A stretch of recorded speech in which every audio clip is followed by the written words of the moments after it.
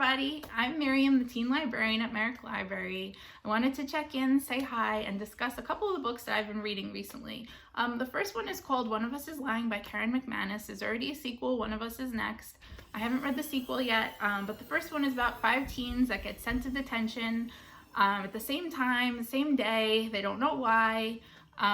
Even in the beginning, they feel like maybe this is a setup, but they don't know why. One of the teens gets murdered, and throughout the book, the other teens are suspected of the murder, suspected that they did something.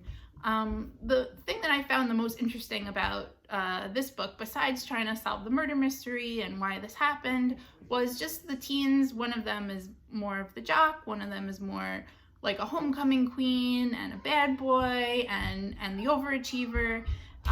Is them kind of getting together and forming relationships and figuring out that they have similarities and that, one of them isn't perfect. They all have different things going on and different secrets. So I think that was the most compelling part of the book. And I would definitely recommend it if you like murder mysteries and you kind of like, each chapter is a different person's point of view. So it was definitely an interesting book. So pick it up if you like that kind of thing. The next one is Minor Prophets by Jimmy Kajolius. This one's a little different. It also has a murder mystery in it. Lee, the protagonist, he has visions, and these visions sometimes come true, sometimes don't. They're overwhelming for him. He kind of gets submerged in them almost. His mom is telling him just ignore them, but he can't.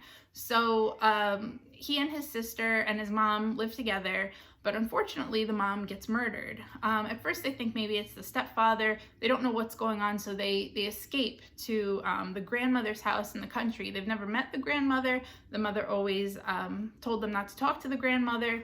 So that becomes a whole mystery unto itself as well. What's the grandmother been doing? Why didn't the mother ever talk to her?